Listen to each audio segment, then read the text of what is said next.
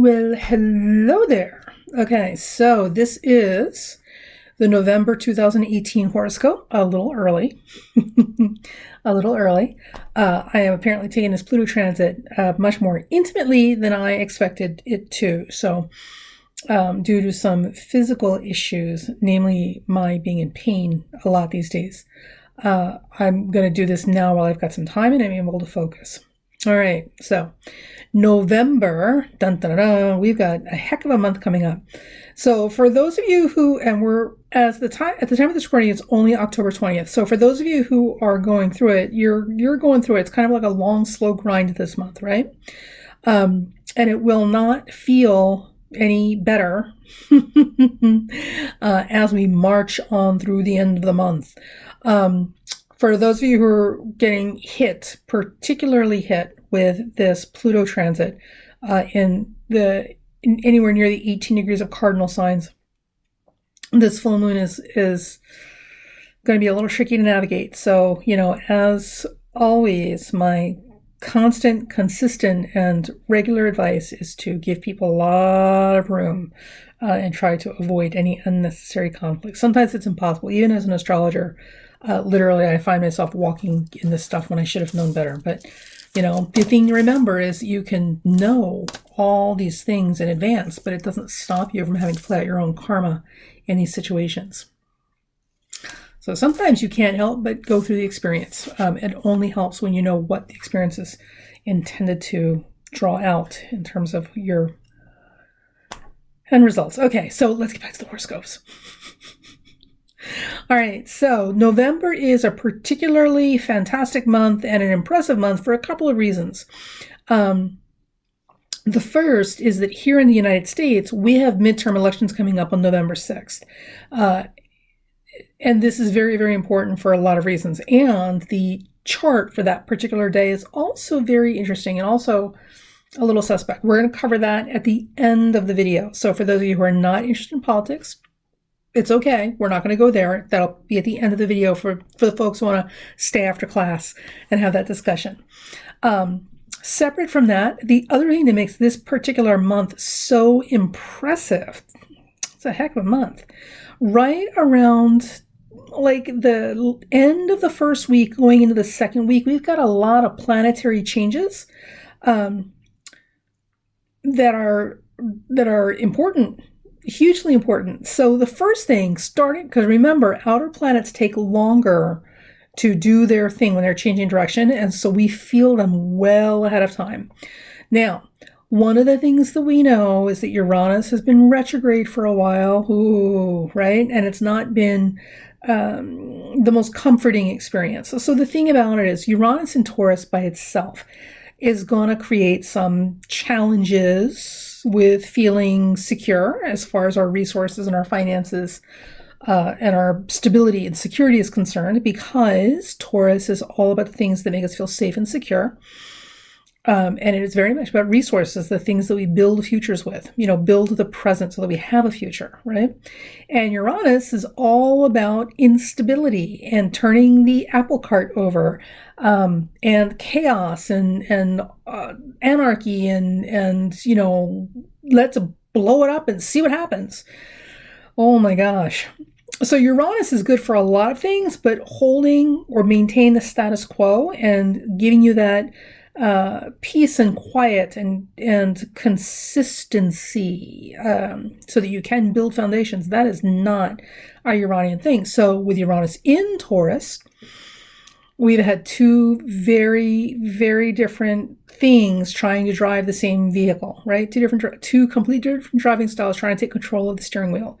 Because remember, Uranus is the ruler of Aquarius, and Aquarius and Taurus are square to each other. These are not compatible expressions of energy. So it really takes some ingeniousness and some fortitude to find a way to make this work. You can make it work. It's good for a lot of stuff, but it's not simple or easy. So why is this important? Well, boys and girls, this is important because Uranus in Taurus retrograde has now, as of November 7th I even wrote the time down, at 2:07 p.m. on November 6th. Sorry, 2:07 p.m. November 6th in Washington, D.C. Uranus will have officially backed up to 2959 Aries.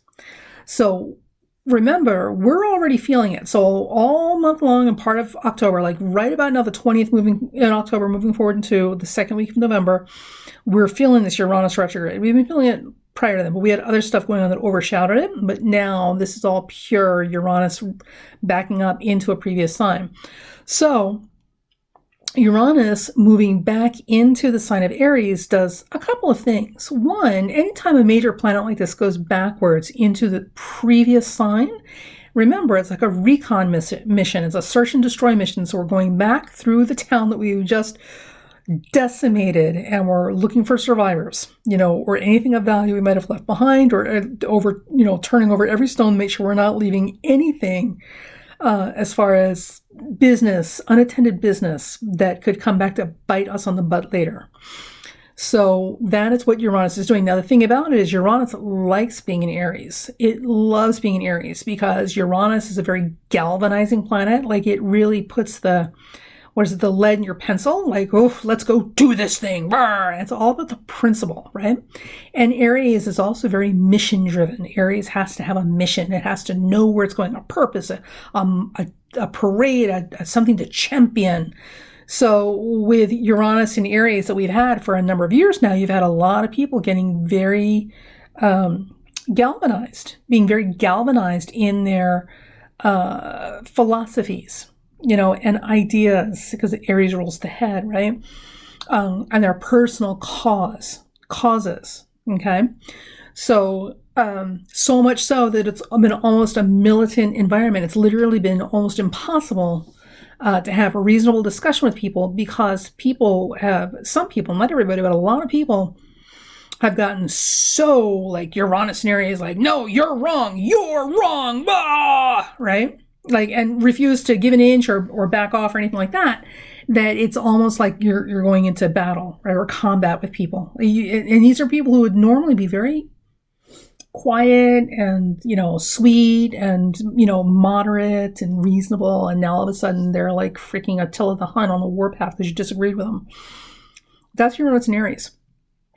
Now, Uranus is going to retrograde back into Aries, so we've gotten some reprieve from all of that noise, but now we're backing up into it, which means that all those people who still have stuff to say, like they still kind of thing, like the great braying of the dinosaur before it finally dies, like they're going to have their last big hurrah as Uranus does its cleanup job in Aries before it finally leaves Aries permanently. Now, here's the thing, right?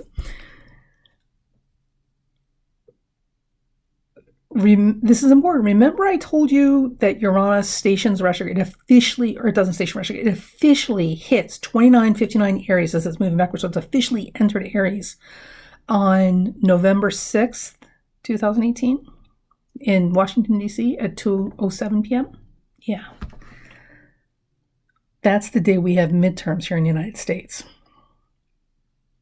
So that is some pretty symbolic stuff. So I'm not completely sure what that means or how that's going to play out. I have my own suspicions. We'll talk about it at the end, but just want you guys to pay attention, okay, to the symbolism that we're going to be seeing around midterm elections here in the United States, because Uranus will officially be in Aries, backing up into the sign of Aries again on the same day. Interesting stuff. And again, Uranus and Aries, it's all about galvanizing people to, to go to war over their principles and ideas. Oy. I wish I lived in Canada. Okay, so that's how we're getting the month set up. We are starting the month with Uranus creeping backwards and about to change signs around the 6th. That's that first week of the month. So people are feeling it. And at the same time, the sun will be in Scorpio. Now, the good thing about the sun being in Scorpio is that the sun will also make a nice, thank God, sextile to Saturn through the beginning of the month. So even with this Uranus retrograde back in the Aries craziness, the Sun and Saturn are going to work together to try and keep some order in the house. So the parents will be home, the chaperones will be in attendance, and hopefully keep everything from going into absolute, like a tailspin, right? Now, as we get into the month, right after we have this Uranus retrograde into Aries ingress, and which is being saddled by that Sun-Saturn sextile, thank God, right? Jupiter, Jupiter, on the 9th, a couple days after this Uranus retrograde into Aries, Jupiter will be entering its own sign, Sagittarius, on November 9th.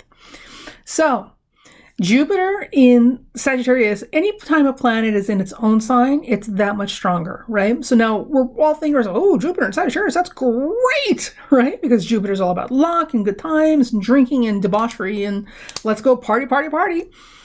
Because Jupiter is the clown and the philosopher and the zodiac, or on the clown, the philosopher, and the salesperson of the zodiac. Jupiter is also the dispenser of luck and blessings and forgiveness. Jupiter is also a giant gas bag. So if you've ever known anybody who's got a lot of Sagittarius in their chart, they're really good at literally leading the charge to the party and bringing the good times. But when it comes down to getting down to the actual like nitty gritty and stuff, they don't have a lot of endurance. So sometimes they are better at promising than they are delivering, or at least to the extent that they have promised. So Jupiter in Sagittarius is going to give us a lot of pie in the sky optimism, which is good. We need it. But on the other hand, if it's not tempered and, tied to something to keep it closer to Earth, there is the possibility that this giant gas bag of optimism and joy and playfulness and happiness and comedy, because Jupiter also rules comedy, and so does the moon, by the way. Who knew, right? Without something to tether it and keep it attached to Earth and, reality, it is entirely possible that it can go too far and it can expect too much given what's actually available under the circumstances. Now, Jupiter in these early degrees of Sagittarius, and it will be at 1 degree Sagittarius all month long, right? After the 9th, it's at the very, very early degrees of Sagittarius. Now, while it is there, its primary aspect is going to be after the mid-month, and we're going to talk about that in a second. It's going to be Mars will be approaching a square to that Jupiter, which just accelerates and expands the gas and the heat coming out of this particular combination. And also a square to Neptune, and we're not going to get away from that Jupiter-Neptune square for quite some time, because Neptune is at 13. And Jupiter is at 0. So Jupiter has to catch up to 13 and get past it for us to get out from underneath it. So you're listening to this and you're going, well, okay, so what does that mean? Well, what it means with the Jupiter-Neptune square, again, it's the same thing, right? It's this overblown confidence, over-optimism, this, Pollyanna, rose-colored glasses kind of idealism. It's all of the best things and all of the worst things all at the same time. So it's... trying to think. So imagine that we are in the middle of, there's a good one. We'll go right back to the 60s, right? So imagine that we are in the middle of the Vietnam War, okay? And people are getting killed and maimed on both sides, and it's bloody and it's ugly, and we shouldn't have been there in the first place. And now that we're there, we don't know how to get the hell out, right? And everybody's got strong feelings on one side or the other, okay? And where you stand on this, says everything about who you are. Not really. Yes, but not to the level and degree that they want to blow this up, right? So imagine that you have like the Civil War going on, you've got Vietnam War, you've got all this civil strife going on, all this global unrest going on. So we're going through major evolutionary change. And you have the flower power hippies who are like, oh, dude, like, yo, peace, man. And they want to go and walk like Buddha in the middle of chaos and like put daisies in guns, loaded guns, with very angry people who are on the other side of the gun. So it's that kind of optimism and overblown, Christ nature and desire to be of the Christ nature. So here's the thing. It could work. It could work. There's tremendous power in love and kindness. It could work. But at the same time, it could also not work, because unless it's the right time and the right person, the right circumstances, that idealistic, faith-driven kind of optimism that all you need is more love, and understanding will make you judge things a little more generously than you probably should have. So it will be an interesting thing. Now, the upside to this is with Jupiter-Neptune square is that imagination and entertainment and music and the arts, all of these get a huge boost. So for people who are involved in creative things and people who are the enthusiastic audiences of creative things, this is going to be a tremendously powerful, fertile time for really channeling with the divine and pulling amazing things out of the cosmos. And this is also, here's something interesting, right? So with Jupiter and Sagittarius squaring Neptune and Pisces, both of them in their own rulers, this also gives a very strong, now, there's a caveat here. This also gives a very strong possibility or probability, I would even say probability, of alien life visitation, or something very, very spooky and cosmic and weird and unexplainable involving the waters and the oceans. Like maybe those octopi really are gods from space. So I would watch for that. Now, the caveat I'm going to give you with this is that I don't... Very good itching. Oh, they're talking to me again. Jeez, I wish they'd find another way to talk to me. Oh my gosh. Okay. All right. Okay. So I personally don't buy into the whole space aliens are farming us to eat us, whatever, and the conspiracy theory. I don't. I've got so much to do in here and now. I don't have time for that. However, with that said, I'm telling you, looking at these aspects, I'm kind of thinking this could happen. This could happen. This could be E.T. phone home. Or Loch Ness Monster rising up from the depths. Suddenly you realize that Loch Ness Monster is actually a space alien and the mothership's coming to get him or her or it. So it will be, as we move forward after November 9th with Jupiter and Neptune, moving into tighter and tighter square over the next few months. It's going to be amazing fun, and good and uplifting and inspiring, and all those wonderful, beautiful things. If we can just make sure that we are anchored to something in the here and now, and realism, which brings us to Saturn. Saturn is also in its rulership in Capricorn, which will keep us grounded. Remember, right now, while Saturn is in Capricorn, we really, really, really want to use this time to shore up our resources, make the long-term game plan, and get those skills and assets together that we need for lean winters.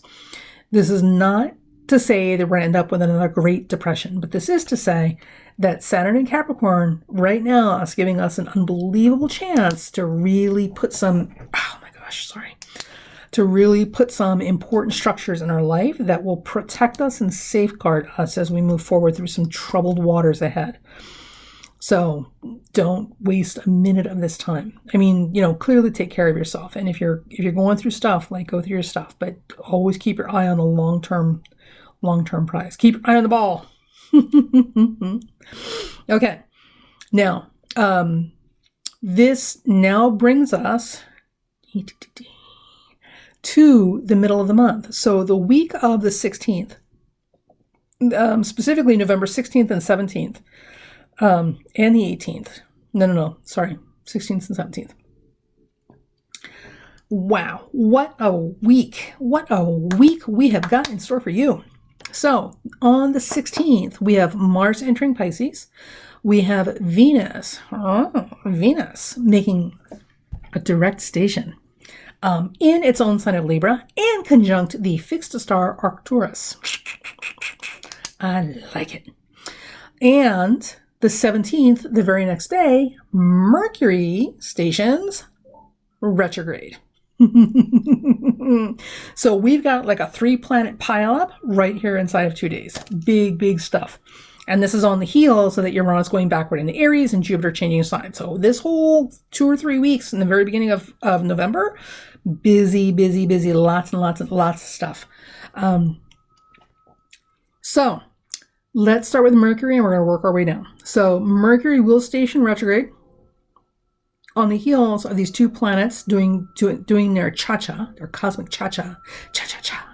And it will be retrograde in Sagittarius. Now, Mercury retrograde in Sagittarius, I mean, it's not so awful. It's not. Like, Mercury retrograde, it's a good time to make sure you go back and double check things and make sure you're not overextending yourself. And the thing to remember, boys and girls, is that all planetary transits and locations, all planetary symbolisms or combinations are good for something. Okay, it's not that this thing is bad. You can never do anything under this thing. And oh my God, Pluto's in its perihelion, retrograde, proactive, whatever. Oh my God, the sky is falling.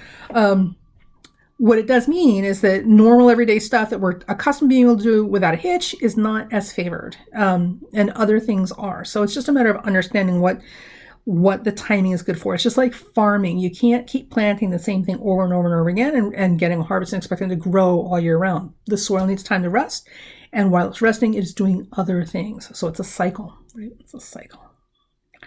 So it's the same thing here. So Mercury retrograde, we're not worried about that so much. Mercury retrograde in Sagittarius. I mean, you may see some more snafus in whatever house that Sagittarius is in your chart.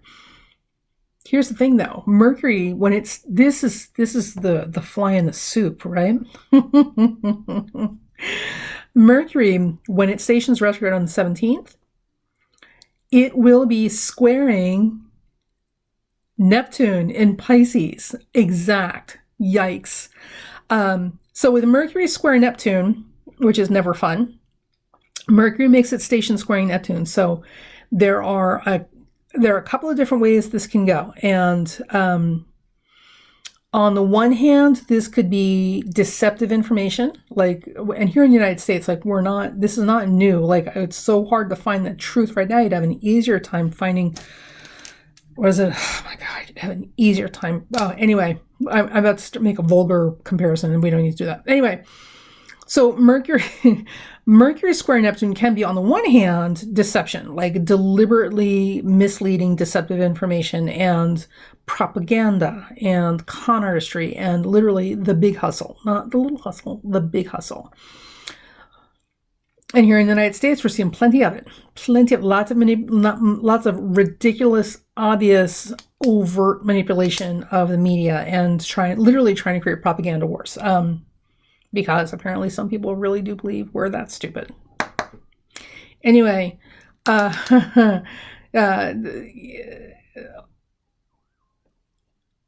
can't, sorry. Okay. And the other side, it was with Mercury square Neptune, is that and because it says Sagittarius and Pisces, this could also have something to do, or something significant could be occurring that comes into our awareness that's very much about water quality, ocean quality, and or our wildernesses and our national parks, because Neptune and Pisces are very much about what's wild and free and natural out there, large open spaces, as well as, the water and waterways. So these are things that could become very, very significant in our awareness at this time. Hopefully we won't have another tsunami like they did in Thailand.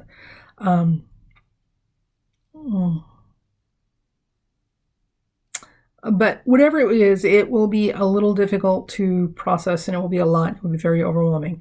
Now, again, remember, all of these things, they're good for some things, bad for the others, right? So this particular Mercury retrograde and station, I would have to say, is definitely going to be one of the more problematic ones, right? So this is definitely the time to not make critical decisions and lifelong commitments to anything if you can avoid it. And if you can't avoid it, get it second checked and triple checked and quadruple checked by other people, right? So that if anybody's wrong, it's all of you.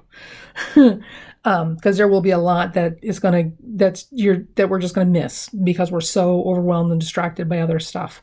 And because Mercury is making its squares to Neptune of all things, exact, right?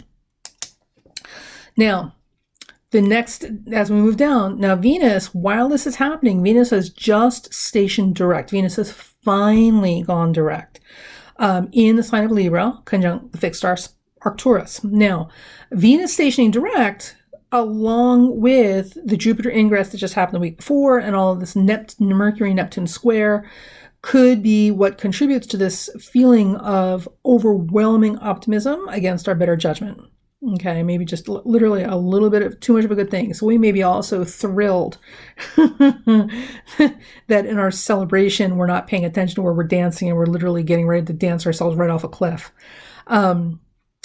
Venus in this particular position is very promising, and it makes things easier. So there's a real opportunity here to make some headway in terms of progress and cooperation and getting people on board with us, moving forward, right?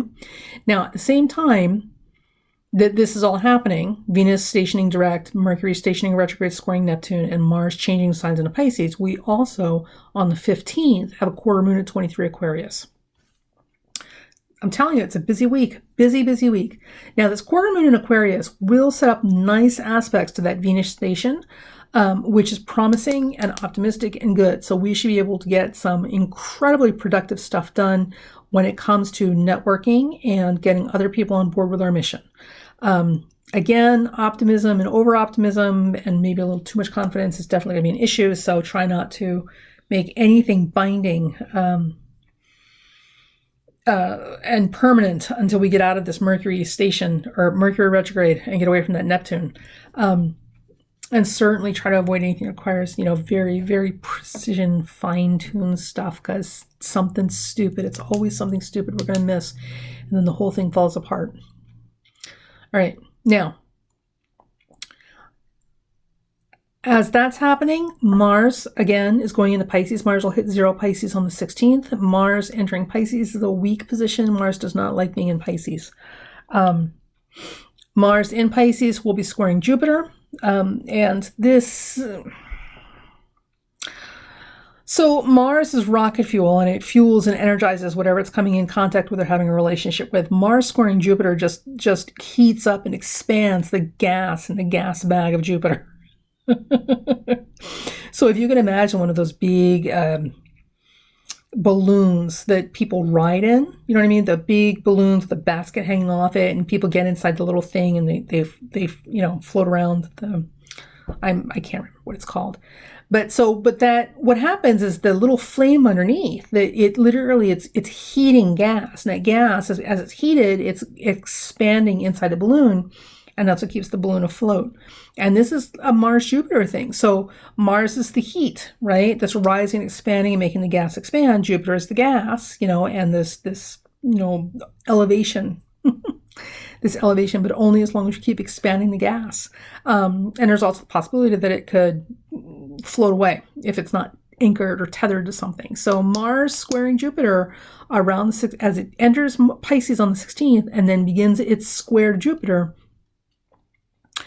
This also, it creates this overwhelming, like kind of almost drunken or intoxicated sense of victory or celebration, right? So there are a lot of people out there really going to be feeling themselves, and not in a bad way, which is good because we're kind of tired of people being angry all the damn time. But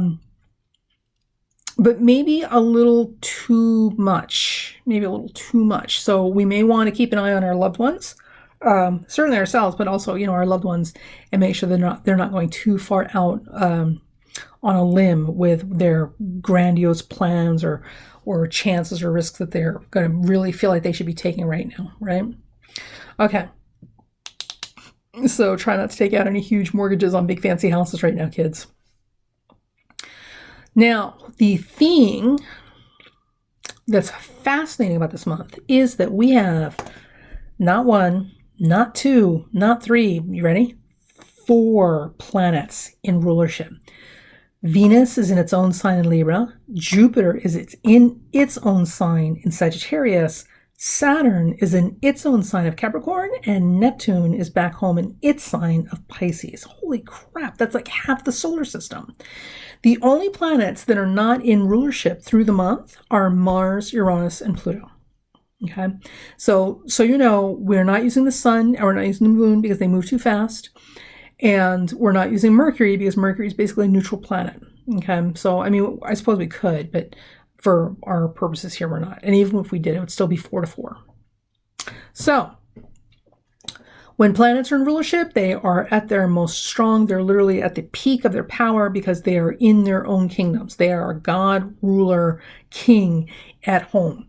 And they are now daddy's home, mama's home, right?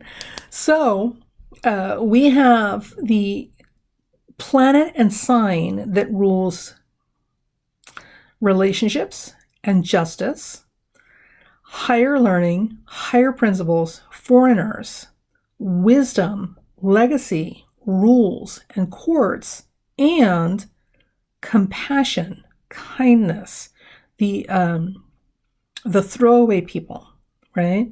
And mercy, all the Christ things. All of these things are front, center, and loud as a bell. So this is literally what's making dramatic display through the month. These things and all the things represented by them and all these things that they symbolize and all the issues that come under their umbrella. And they got a lot to say, okay? And you're not going to get away from it because you're in their territory now. We are home. This is my home. And you will listen to me, right? So it will be, November kicks off, whoo, bang, with a big stuff, good stuff, promising stuff.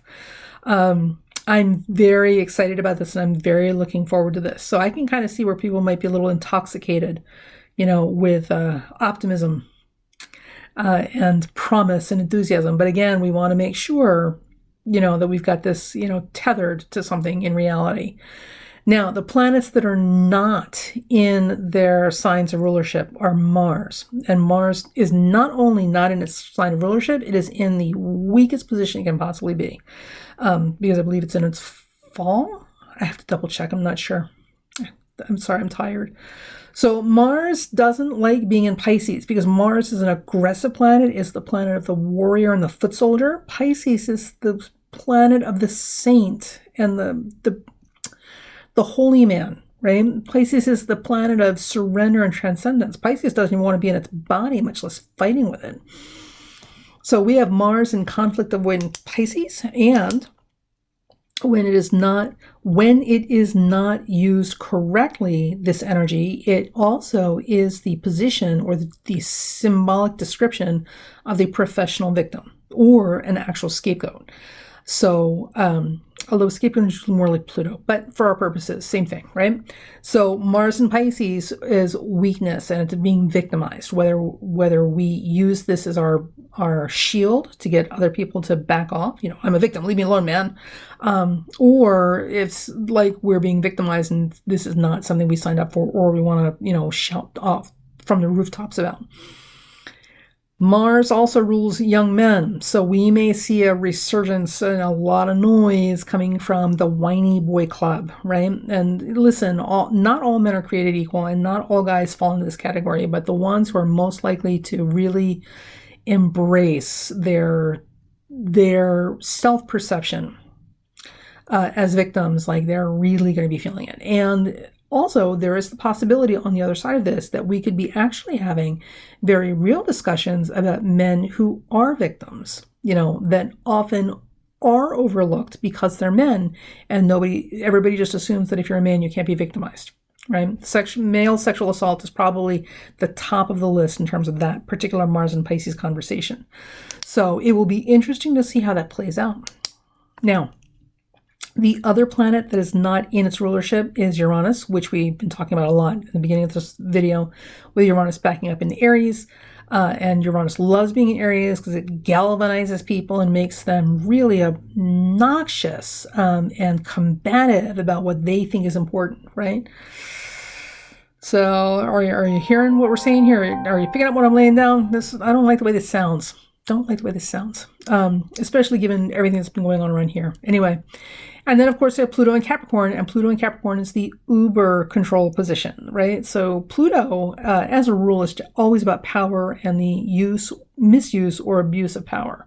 Everything about Pluto is not about having power, it's about how we use it, and how it is used against us, or on us, or for us. It's all about how we use power. That's Pluto.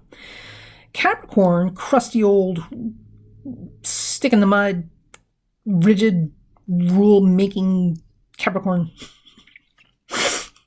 Well, I mean, that's just, I think we should have a requirement for people to be able to join our group. If we are not exclusive, then what are we?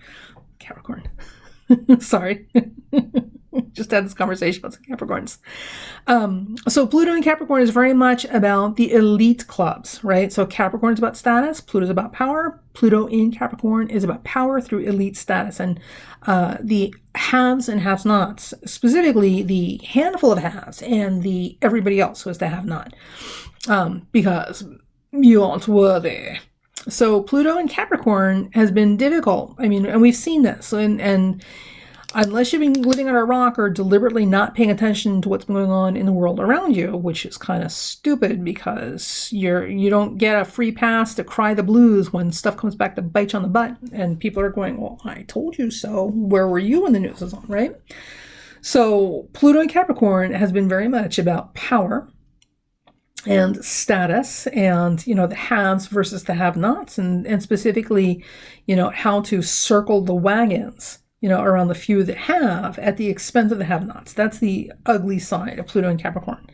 The positive side of Pluto in Capricorn, unfortunately, is not any less tragic, because the upside of Pluto in Capricorn, remember, Pluto is the reformer, right? Pluto is the demolition expert. Pluto is the one that goes in and raises the land on the perimeter around the out of control forest fire so that the fire can't go any further, right? So it's one of these things with firefighting, right? So if you have wilderness or woods that are on fire and it's going and going and going, you can't contain it because it's literally the wind. It's just the fire is walking faster than the firefighters can put it out. What they will do is they will go and raise or burn down woods around the area where the fire is active, so that by the time the fire walks to that point, there's nothing for it to feed on and it has to stop. So it's destruction. It is containing destruction by destroying things. And this is Pluto.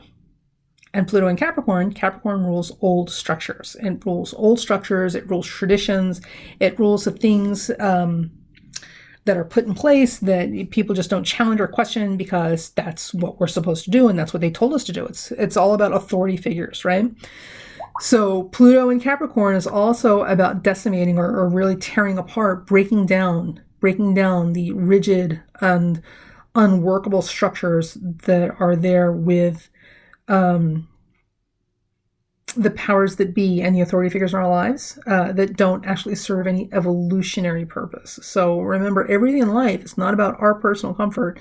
It's about the evolution of humanity, and what we're leaving behind for the next generation, right?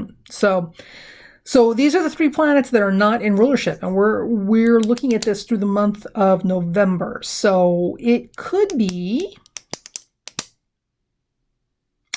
pretty interesting. So what I would tell you, folks, is just to hang tight. Exciting times ahead. Keep your eye on the prize. Try not to let your passions go to your head, whether it's, overwhelming optimism or galvanized outrage, because this is the last, or is it, this is Custer's last stand. You go, General Custard. Whatever it is, try to check yourself or keep yourself in check as best you can. If you cannot, go burn off some of that energy and do something with it that does not involve hurting other people if you can. So on the 7th, on the 6th and the 7th, Uranus will retrograde back into the sign of Aries.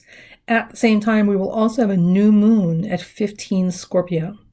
That new moon at 15 Scorpio will also trine Neptune in Pisces, giving us some relief and some support and some some assistance in getting through the last of this emotional and psychological dregs that Uranus and Aries is going to drag up. So people who are on the dying side of the light, this will be their last big hurrah, roar, the big last roar of the dinosaurs before they die in extinction. So it will get colorful, but there is some assistance from the cosmos, so all is not lost. And also, too, remember, the sun will also, well, it's the new moon. The sun is in Scorpio, and it's pulling in that trine to Neptune. All right. On the 15th, we've got that quarter moon at the same time that Mercury stations retrograde, Venus stations direct, and Mars changes signs. Woohoo, baby! What a week. The quarter moon generally, and it's trining Venus, so it's good. This is good. So the quarter moons generally put us into action. So things get set into motion that we have started prior to that, usually around the new moon or just before, or before that, but certainly something we started before gets set into motion, or decisions are made around quarter moons. So this particular quarter moon should be good. And the other thing is that this quarter moon will also be making a sextile to that Uranus in Aries. So hopefully that we will have some place for that Uranus in Aries to let off some steam and get some of that pressure off so that they don't hurt themselves or other people. Oh, God, I hope so. All right. I'm saying all of this like it's other people that are going to be losing their crap and not me, right? Probably going to be the one out there wearing, was it clown shoes and a rubber nose, screaming about, ducks sending evil messages or something. Who knows? Anyway, sorry, I'm babbling. I'm really tired. And once we are through the woods on that, we will complete the month with a full moon at 0 Gemini. Well, it's a full moon and then a quarter moon again, but on the 23rd, we will have a full moon at 0 Gemini. And that, my friends, will involve Jupiter in Sagittarius. So I would look for some spectacular events of the positive kind. And certainly, if not completely positive, it will definitely be like a slingshot that sends us moving forward by quantum leaps and bounds in the directions we need to go around the 23rd with that full moon at 0 Gemini. Should be good. So for those of you, just a little pro tip, for those of you who are planning parties or celebrations, in spite of the fact that Mercury is retrograde, this is going to be a phenomenal time to have a party or some type of social gathering. So if you are a party planner or you're thinking about having some kind of hoedown, throwdown, around that full moon is the time to do it, because it's going to be a rockin' party. And if you have the opportunity to go someplace, go. Put your dancing shoes on and go. Just make sure you take bail money. And then, of course, the moon will complete out on the 30th with another quarter moon at 7 Virgo. And I would probably even use this quarter moon for the December report. So I'm not going to put too much emphasis on it right now because it's so close to the end of the month. And essentially we finished out the lunar cycle for the month with a full moon. So we're not going to use that quarter moon on the 30th. But for those of you who are Virgos and anal retentive about it, yes, it'll be a quarter moon at 7 Virgo on the 30th.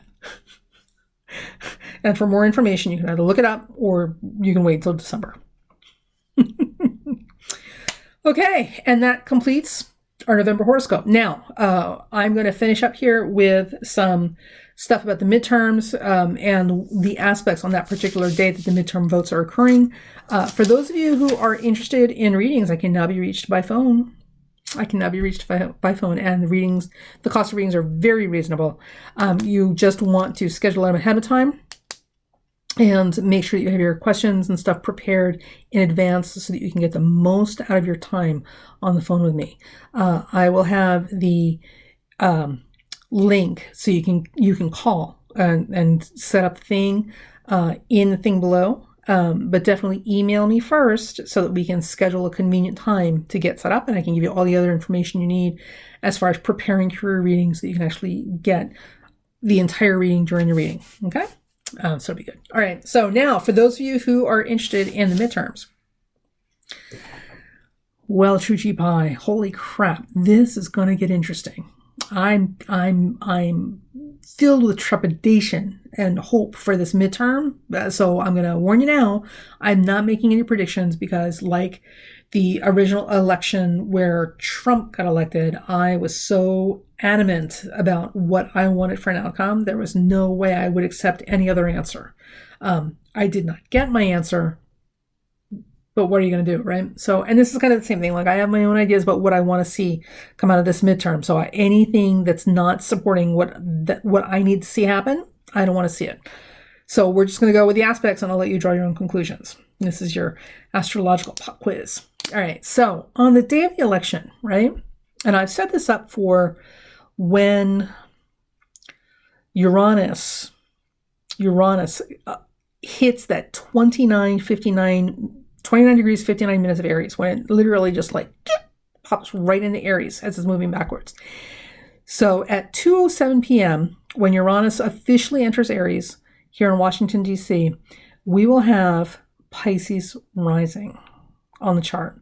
And Neptune is ruling that, and Neptune is retrograde right there in the first house. So right there says to me that there's something wonky going on with this voting process. I don't know what this is about. I'm not liking it. Neptune at its worst, when it's not being used for faith, charity, love, and art, and music. It's not the best in the normal mundane world, and tends to lend itself to a lot of con artistry and hustling and slinging of the truth in a couple different directions. Deception, misleading, deliberately, propaganda, all of these things are very Neptune, especially Neptune retrograde. So in the mundane world, this is not a great thing to see Neptune ruling the chart and then rising on the chart, especially during this particular station. So the other thing is on the 6th, we have a new moon. Now, remember, the new moon is not a new moon until the 7th, the next day. But on the 6th, when the vote is taking place, what we have is an approaching new moon or a closing new moon. So at 2:07 p.m. in Washington, the sun will be at 14 degrees Scorpio. The moon will only be at 3 Scorpio. So what this means is the moon is technically on the dark side of the sun, right? We can't see the moon. It's almost completely invisible. So the thing with new moons and full moons, right? So full moons, it means the moon is taking all of the sun's light, which is giving the moon even more strength and visibility. New moons are technically considered seed moons because you're planting things underground where you can't see them, and you won't see them for a while, right? So they're just kind of hidden and disappearing under the soil, and incubating and doing what seeds do underground and hidden from the rest of us. So the new moon, with the moon buried behind the sun like this and not out of the sun's shadows, it's almost invisible, it is invisible. So what this also means in a mundane chart is that when we see this, when the moon's on the dark side of the sun, it's not helped when it's on the other side of the sun, but this is definitely the dark side of the sun. When it's on the dark side of the sun or behind the sun, there's a whole lot of things that we're not seeing. So things that are favored at this time, and I'm not recommending you guys do this. However, things that are favored at this time are always things that you don't want to be visible.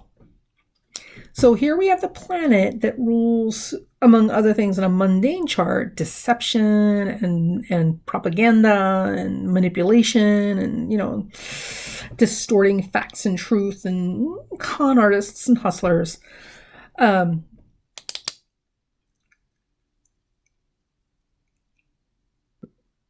Rising on the chart at the same time that the moon is buried behind the sun, doing all sorts of behind the scenes stuff that is not visible to anyone. That's not a good scene. Not a good scene at all. And Venus is still retrograde at this time. That's not helping. And at that time, Jupiter is at the 29th degree of Scorpio. So literally, Jupiter, which represents principles, okay, and society. Jupiter rules society. Saturn rules the rules that help to maintain society, and Jupiter is the populace, right? And the higher principles, the ethics. Jupiter is ethics.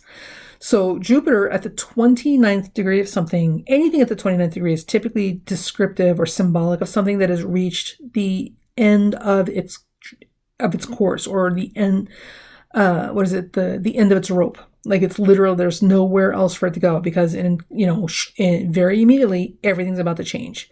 So Jupiter at 29 degrees is indicative of forces that are literally at the end of the rope. And how interesting that this is happening, this particular transit or transition is happening on the midterm election.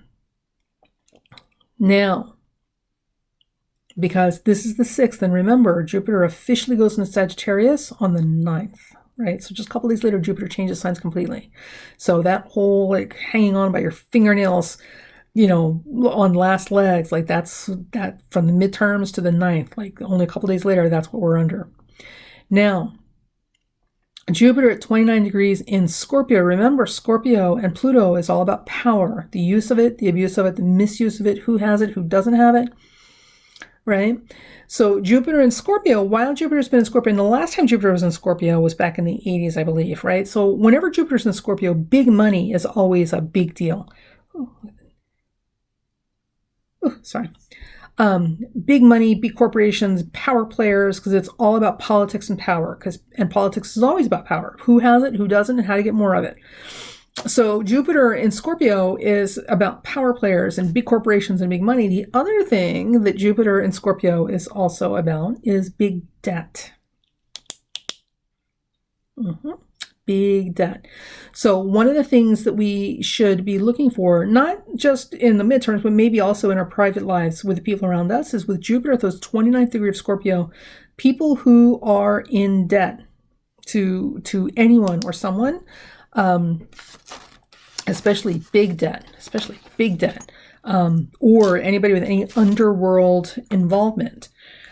This will be the end of days for them. So listen, if they haven't had their come clean and come to Jesus moment yet, this is it. Time's up, buddy. Ding, ding, ding. Time's up. Because all those debts are going to get called in, and short order. All those debts are going to get called in. So it's interesting. These are interesting statements to make about what's going on the same day that here in the United States we are having our midterms, and given everything that we've had to deal with for a while now with this particular Congress. Not good at all. So I don't know how this is going to play out. I would expect, with Uranus backing up in the Aries like this on the same day that we have the midterm, and with Jupiter at those 29th degree, and that moon buried underneath the sun where we can't see it and being hidden, lots of hidden stuff going on.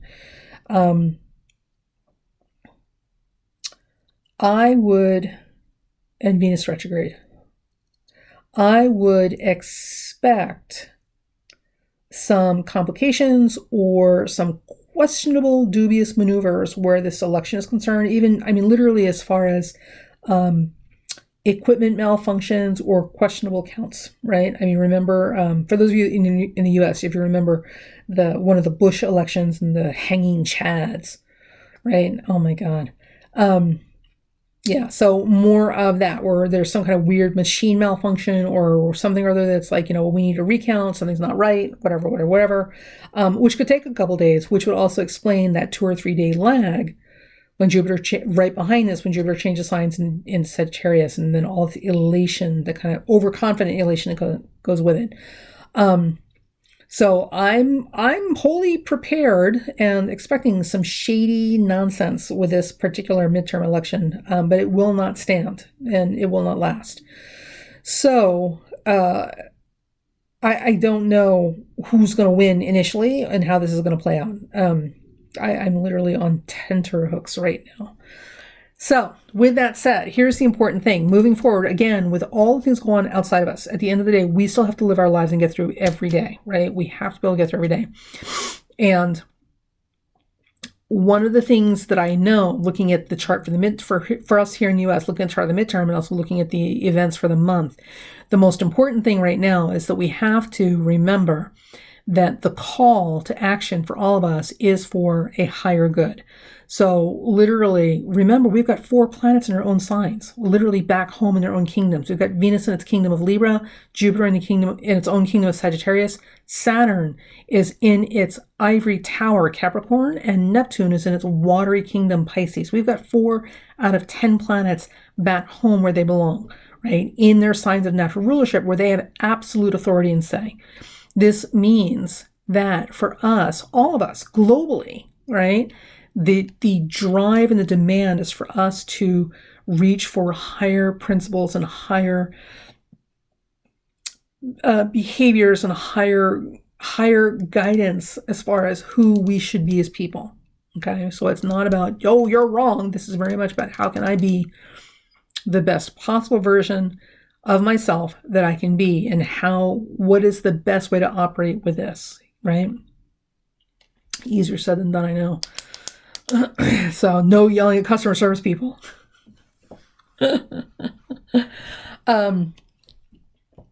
So regardless of who wins the midterms initially and who actually wins after a recount, assuming that there's a malfunction or something weird going on that causes the need for a recount or a reassessment of the vote, the most important thing is that we don't get too carried away with our optimism and enthusiasm, because we are not out of the woods yet. No matter which way this goes, we are not out of the woods yet. So while we may be very open to inspiration and enthusiasm and really big plans for the future and all sort of stuff, or feeling like we're going to throw ourselves off a cliff in despair, whatever it is, tether yourself to the ground, to the real world, and understand that we're not out of the woods yet. So we still got a lot more work to go, but all of the important pieces are there to get the job done. So everything we need to get us through this evolutionary swamp that we're in right now and move forward is there. The other thing I want you guys to look at if you can stomach the news, it's very hard to pay attention and get any sleep at night. Like you can do one of two things. You can either pay attention to the news or you can get sleep at night. Doing both is a little difficult, I know. Especially if you care and it affects you. So here's the thing. One of the things you want to consider when you're looking at this is, no matter how bad things get and how absurd and out of hand and ridiculous these things look, this is what people in power look like when they're panicking. All right. So this is no longer an issue about whose side are you on. Okay. This is very much about literally the haves and the have-nots. And those people in Congress, if you're paying attention, you're watching, right? These people in Congress, they know that this is the end of an era for them. The world they had built their entire hopes and dreams and futures around is crumbling underneath their feet, and there will be no going back to it. Atlantis has fallen. Okay? So the thing about it is, if you're in a position of leadership, you cannot afford to show the people underneath you that you're panicking. Like, that's the first rule, right? So typically what happens is you won't see people panic like we panic. What you'll see is people lashing out and grasping at straws and grabbing for control and power in any way they can get, and doing resource grabbing, right? And you see people at every stage, every level of life will do this. When they're scared, the first thing they do is they grab resources and hoard, right? And this is, if you stop and you think and you look back at what's been going on for the last year, this is exactly what's going on. They've been resource hoarding, right? So they've been doing everything they can to do asset grabbing, okay, and are continuing to do it because I guess they've convinced themselves that they're going to build rockets and go to Mars or something. I don't know. Like, where do they think they're going to go that they're not going to be surrounded by us?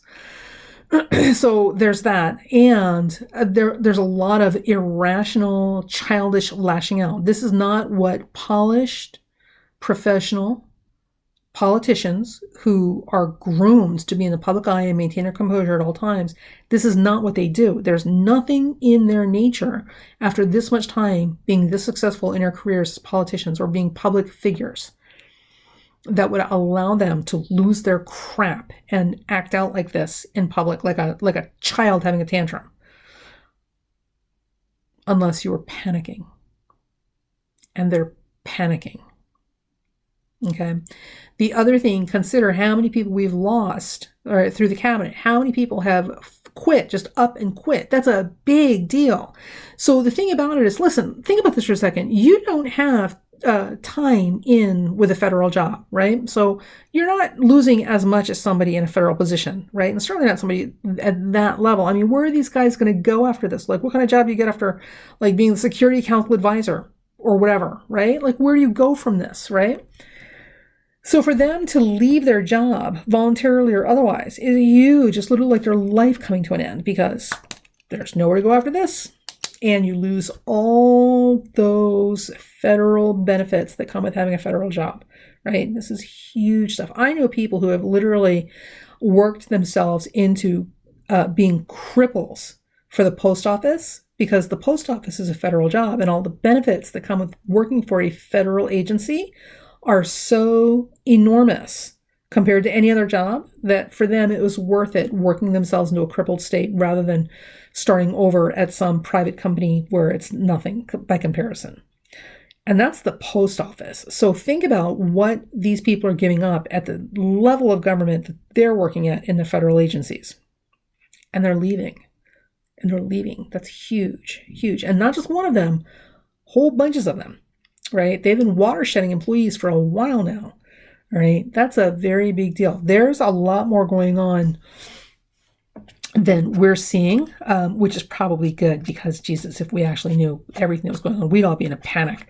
Right? So they're panicking. This is a big deal. There's stuff going on up there. And this midterm is huge. So I would expect some shady stuff going on with the midterms. And it will get sorted out. It will get sorted out. But again, remember, we're not out of the woods yet. Whatever this thing is, whatever this beast rustling the bushes is, it's huge. And they're not telling us how huge it is because they don't even want us to know it's there. But they're real quick to grab up all the resources and assets for themselves and start beating feet for the door, right? And making a path for themselves to get out as smoothly as possible. But yeah.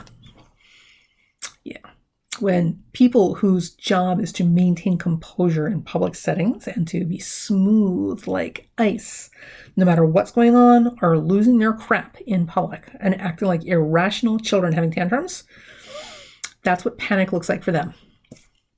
So there's some big stuff. So only a couple of weeks, and we will see how this goes. So let's hope for the best, and let's hope that the angry, irrational ones don't lose their crap too much, and Jesus, like, find Jesus before then or something. I don't know. All people want to do is live. That's all anybody wants to do. They just want to live. They just want to live and be able to work. Everybody wants to work and participate and contribute, and we all want to live, and we all want to get along. And we all want to be able to go home at night and be safe with our kids. I don't know why that is so hard for some people to allow other people to share in.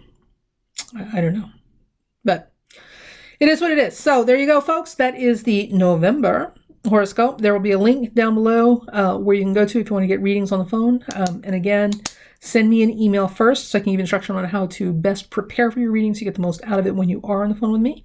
If you have any questions or comments, as always, leave them down below and I'll try and get back to you as soon as I can. And on that happy super duper note, I am going to go and do other stuff, which primarily involve addressing a very painful hip. Yeah. Okay. Bye.